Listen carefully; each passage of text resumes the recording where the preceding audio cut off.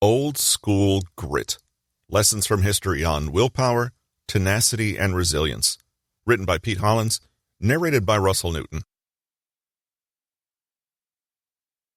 Few stories of resilience are as amazing as that of the British Endurance expedition, launched in 1914.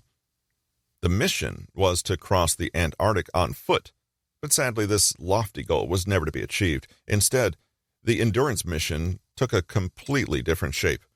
The ship, aptly named Endurance, got trapped in thick sheet ice on its journey out. The crew of Endurance was stranded for months in the ice as they battled abject cold, hunger, desperation, and even insanity. The expedition leader, Ernest Shackleton, first led his men to abandon the trapped ship to the safety of nearby Elephant Island, and after that, he bravely left his crew to seek help. Because of his continued courage and discipline, he managed to save that crew, even though everything else was lost. The ship lay at the bottom of the ocean for 107 years before it was rediscovered recently in March 2022. As the ghost of this vessel was brought back to the surface, historians were again reminded of Ernest Shackleton and his crew. But who was Shackleton? And what exactly happened on the expedition? There were actually two ships, one called the Ross Sea Party on the ship Aurora that would drop supplies for the other, the Endurance. On this ship were 69 dogs, a tomcat, 27 men, and one ship stowaway, who was later put to work as a steward. The expedition leader was Shackleton, who saw the voyage as a way to make a name for himself by establishing a base on the Weddell seacoast. Setting out in August, the ship was trapped in thick sheet ice in the Weddell Sea by December that year, and there was nothing the crew could do to free her. Though they could move the vessel for a little while, eventually the ice surrounded them so they could not budge either forward or backward. As the ice creaked and shifted, it took the ship with it, slowly drifting the men off course and crushing the hull bit by bit. They'd been within only a day's reach of their destination, but with every day spent trapped, they drifted further away. For 10 long months, the crew sat on the trapped ship, waiting out the winter. One of the ship's doctors, Alexander Macklin, later wrote that Shackleton did not rage at all or show outwardly the slightest sign of disappointment. He told us, simply and calmly, that we must winter in the pack, explained its dangers and possibilities, never lost his optimism, and prepared for winter. For months, Shackleton tried to lead his men through the perilous Antarctic ice packs on dwindling provisions and scant morale, but he could not ignore the writing on the wall. They were going nowhere and running out of provisions. As seasoned sailors know, what the ice gets, the ice keeps. Waiting patiently was a recipe for certain death. Shackleton eventually ordered the crew to abandon ship, and in good time, too, since it sank shortly afterwards, around 28 days later. The team escaped with their lives on just 3 lifeboats.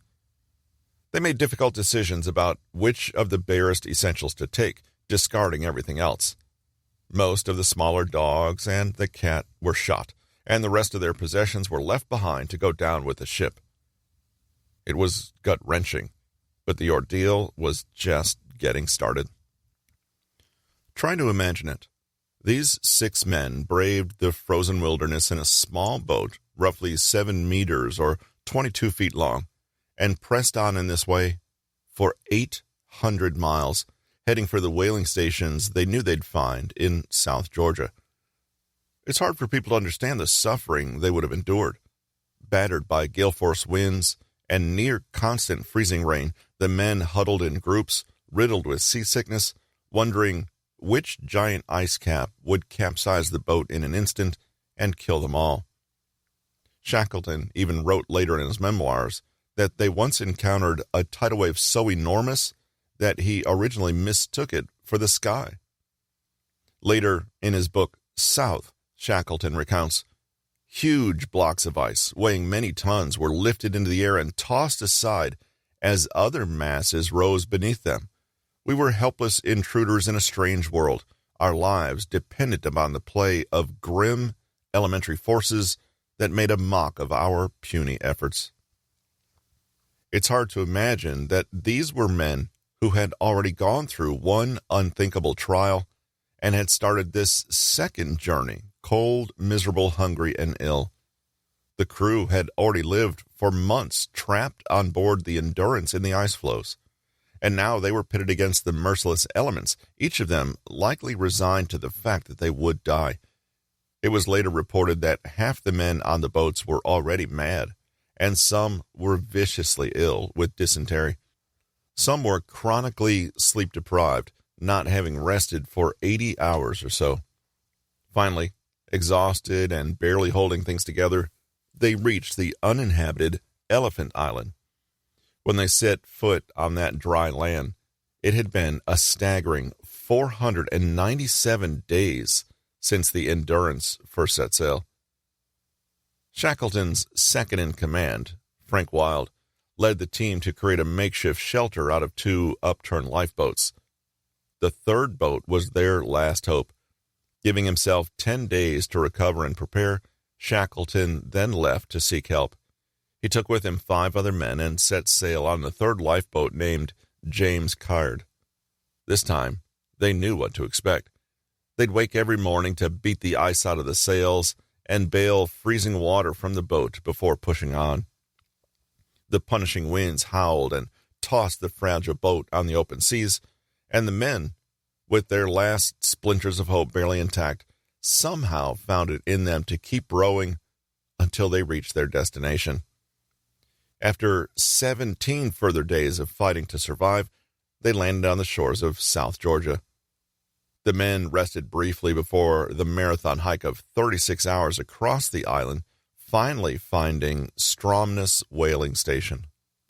It took beating out a path that no human had walked before, over mountain peaks and through icy terrain and frozen cliffs, but they did it, to the astonishment of those at the whaling station. Can you imagine the sight of these 3 men turning up in the middle of nowhere? After nearly 2 years of suffering and desperation, they had long, stringy beards, ruined clothing, and gaunt faces. Thorolf Sorrell, the station manager, was so shocked at the sight of them that he turned and wept when Shackleton explained what had happened. From there, Shackleton could arrange for a rescue ship to fetch the 22 sailors that still remained on Elephant Island. Again, this was a story of one disaster after another. The first ship that Shackleton launched ran out of fuel and was forced to turn back. A vessel offered by Uruguay made it to within 100 miles of Elephant Island before ice packs forced it to give up in return. It took several more attempts, but eventually the Chilean government agreed to lend him a small tugboat called Yelcho. Heading back, Shackleton must have secretly feared the worst, wondering about the men he'd left behind. He'd taken a full 128 days to return to them with help. As he approached, he noticed a smoke signal emerging from the makeshift shelter, and soon the men emerged, calling to him. All of them had made it. In the meantime, Frank Wild had been tasked with keeping spirits up on the desolate island wasteland. Every single morning, he would instruct the crew to prepare their belongings and get ready, since Shackleton might return any day now. Despite how despondent and despairing the crew felt, Wild kept it up.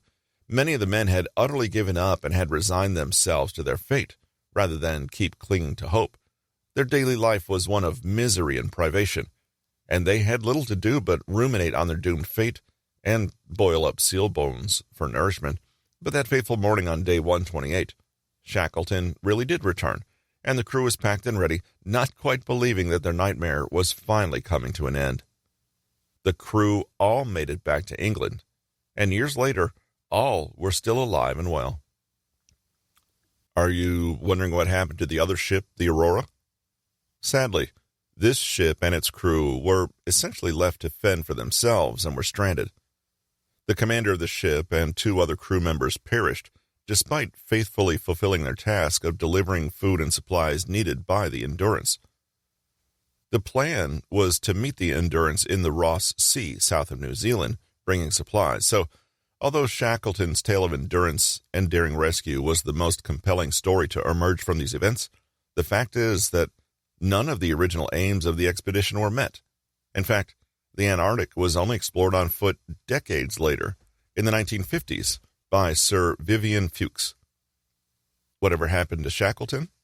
Well, he never did reach the South Pole or cross the Antarctic on foot, but he did attempt another expedition years later, with many of the same crew he had been with on the Endurance. They noted that he was never the same again. In fact, Shackleton died at just 47 years of age of a heart attack. Granted, the days of high adventure and fantastic exploration to the poles seem like they belong to a bygone era, but the story of the Endurance and her crew still captures hearts and minds today. People continue to be astonished at just how much Shackleton and his men must have endured. How on earth could they have survived all that? Take a look at any of the photographs of the crew throughout their doomed expedition, and you can't help but feel awe at the black and white faces peering back at you. The ship was a small wooden one with canvas sails, and the men aboard it were working with what we'd now consider rudimentary instruments.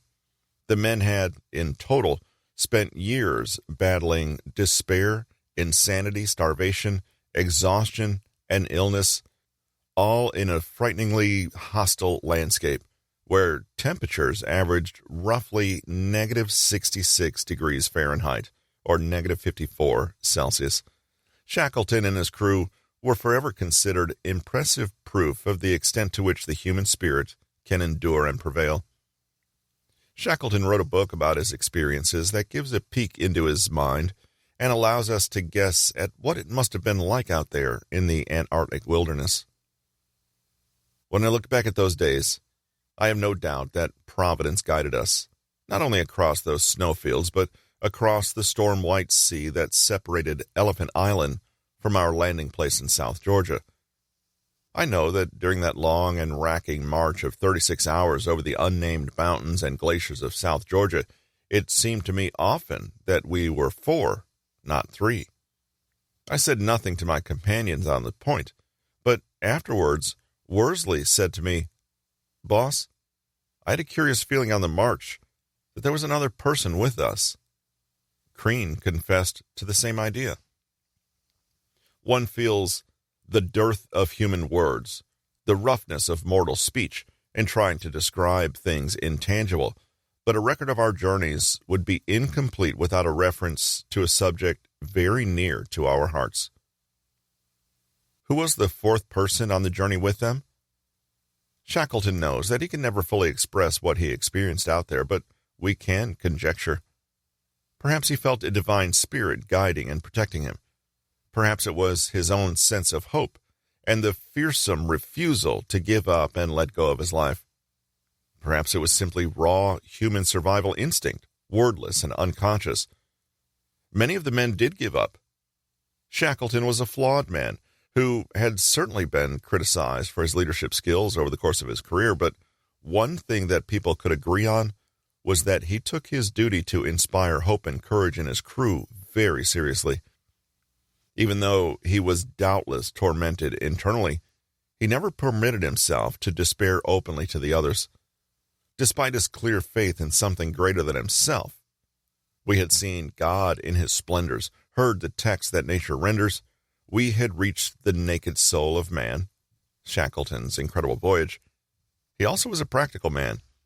He speaks about the importance of grounding one's daily life in routine, about humility, and about simply getting on with what must be done one way or another. He remarked once, after his team had already endured countless months of sickness and starvation, the power of the little everyday things. I heard one man say, "Cook, I like my tea strong." Another joined in, "Cook, I like mine weak." It was pleasant to know that their minds were untroubled, but I thought the time opportune to mention that the tea would be the same for all hands, and that we would be fortunate if 2 months later we had any tea at all. It occurred to me at the time that the incident had psychological interest. Here were men, their home crushed, the camp pitched on the unstable floes, and their chance of reaching safety apparently remote, calmly attending to the details of existence and giving their attention to such trifles as the strength of a brewed tea. Brave hope and the will to survive are very grand endeavors, but they often play out in mundane ways. If we can focus on what is in front of us, no matter how small, we can find a kind of dignity in them. No matter how dire the situation is, we can take solace in ritual, in doing what little we can, and in sticking with routines, even if we don't quite have faith in them anymore. Finally, perhaps the most noteworthy of Shackleton's attitudes was his seeming unwillingness to think about defeat even as a possibility. Like many deeply devoted and ambitious people, Shackleton simply did not allow himself to give up. Difficulties, he claimed, are just things to overcome. No matter the size of the difficulty or how frequent they are, they were never a reason to stop, give up, or turn back. They were simply things that needed to be gone around, speed bumps rather than roadblocks that forever close off the path. If we can make this subtle shift in perspective, we allow ourselves to stay proactive and ask, how can I get around this? If we assume that we will do everything we humanly can to get around it, it simply becomes a matter of how. Just when things look their worst, they change for the best. I've marveled often at the thin line that divides success from failure and the sudden turn that leads from apparently certain disaster to comparative safety. If you genuinely think this way about life, then no situation is so dire or so hopeless that it cannot one day turn completely and become something new. Hope, then, is like keeping your belongings packed and ready so that when better things come, you are ready and waiting to seize them. Real-life example: not many of us will ever endure the kind of suffering Shackleton and his men did, but we may well face other challenges like major illness, poverty, or natural disasters. In more recent history, there are plenty of examples of people rising to extreme challenges, like the brave firefighters who worked tirelessly to retrieve survivors from the rubble of the bombing of the World Trade Center. They did precisely what Shackleton did. They dug deep and allowed the magnitude of their task to sober them and inspire them. Then, they refused to give up, as they did what needed to be done. Shackleton's men were forced to find out what they were really made of. Senator John Kerry hints at the same phenomenon when he remarked of the 9/11 attacks, "It was the worst day we've ever seen, but it brought out the best in all of us." Shackleton's lessons: find purpose. Seek a deeper meaning and significance in your life, and if it strengthens you, anchor yourself in religion or spirituality. Shackleton never felt alone during his most arduous challenges, and that's because he was a man of faith. When times are challenging, keep sane and even-keeled by engrossing yourself in the details of day-to-day life. Keep routine, look after the basics of life, and, if need be, find relieving distractions when things get especially difficult. Finally, don't give up. When you encounter a challenge, reframe the way you look at it. It's not the end. Difficulties are not a sign that your journey is over, just that the route has changed. Difficulties are just things to overcome. If you have hope, then you'll be prepared and ready to grasp opportunity when it does finally come your way. This has been Old School Grit, Lessons from History on Willpower, Tenacity, and Resilience, written by Pete Hollins, narrated by Russell Newton. Copyright 2022 by Peter Hollins. Production copyright by Peter Hollins.